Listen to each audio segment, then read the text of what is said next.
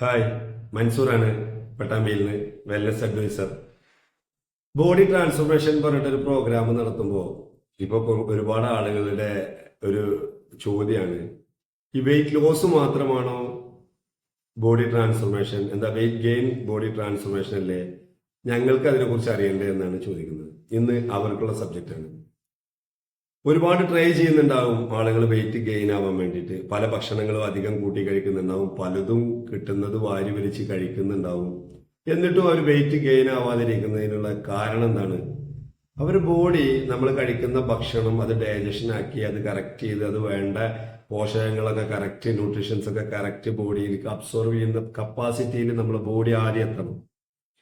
ഒരിക്കലും അങ്ങനെയല്ല അവരുടെ ബോഡിയിൽ ചിലപ്പോൾ ചില ആളുകൾ ഭക്ഷണം കഴിക്കുന്നു, അത് അതേപോലെ തന്നെ മോഷനായി പോകുന്നു. ചില ആളുകൾക്ക് കുറച്ച് കഴിച്ചാൽ വയറ് നിറഞ്ഞതായി തോന്നും, ഒരുപാട് നേരത്തേക്കോ അല്ലെങ്കിൽ കൂടുതലായി കഴിക്കാനും പറ്റാത്തൊരവസ്ഥയൊക്കെ വരാറുണ്ട്.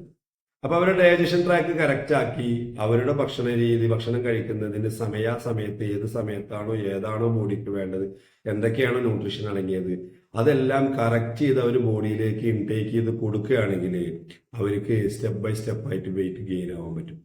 ഇനി വെയിറ്റ് ഗെയിൻ ആവുന്നുണ്ടാവും പല ആളുകളും അല്ലെ, ഒരു 1 കിലോനോ 2 കിലോനോ 3 കിലോനൊക്കെ കൂടും. അപ്പോഴേക്ക് എന്ത് ചെയ്യും? ഈ അണ്ടർ വെയിറ്റ് ഉള്ള ആളുകളെ ഞങ്ങൾ പറയും അസുഖങ്ങളുടെ പ്രീപെയ്ഡ് കസ്റ്റമറാണെന്ന്. തൊട്ടു മുന്നിൽ ഒരു പനിയുള്ള ഒരാള് തൊട്ട് സംസാരിച്ചാൽ ആ ആള് പിറ്റത്തെ ദിവസം പനിയായിട്ട് നടക്കുന്നുണ്ടാവും.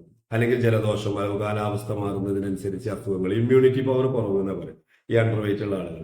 ഈ ഇമ്മ്യൂണിറ്റി കുറവുള്ള ആളുകൾ ഒരു 2-3 കിലോ വെയിറ്റ് കൂടുമ്പോഴത്തേന് എന്തെങ്കിലും ഒരു അസുഖം വന്നു കയറും. അപ്പൊ എന്തായി? വീണ്ടും ആള് ക്ഷീണിച്ചു, ഇല്ലാണ്ടായി, വീണ്ടും ആ പഴയ പടിയിലേക്ക് എത്തുകയാണ്. അപ്പൊ എന്ത് വേണം? അവര് ഇമ്മ്യൂണിറ്റി പവറും കൂട്ടണം. ഇമ്മ്യൂണിറ്റി പവർ കൂടുമ്പോഴാണ് അവർക്ക് രോഗപ്രതിരോധ ശേഷി വരുമ്പോഴാണ് അവർക്ക് അവരുടെ ആ ഒരു ബോഡിയെ മെയിൻറ്റെയിൻ ചെയ്ത് കൊണ്ടുപോകാൻ പറ്റുള്ളൂ. ഇതെല്ലാം അറിയാവുന്ന ഒരു വെൽനസ് കോച്ച് എന്ത് ചെയ്യും? ഈ ആൾക്ക് കറക്റ്റ് ഗൈഡ് ചെയ്ത് അവർ ഏത് സമയത്ത് ഏത് അളവിൽ എങ്ങനെ ഭക്ഷണം കഴിക്കണം, അത് കഴിച്ചാൽ എങ്ങനെ ബോഡി എന്തെല്ലാം അബ്സോർവ് ചെയ്യുന്നുണ്ട്, ഏതെല്ലാം ഒഴിവാക്കുന്നുണ്ട്, എന്തൊക്കെ അഡീഷണൽ ആയിട്ട് നമ്മൾ ആഡ് ചെയ്ത് കൊടുക്കേണ്ടതുണ്ട്, ഇതെല്ലാം വ്യക്തമായി പറഞ്ഞു തരണമെന്നുണ്ടെങ്കിൽ നിങ്ങൾ എന്ത് ചെയ്യണം? ഒരു വെൽനസ് അഡ്വൈസറിന് മുന്നിൽ എത്തണം.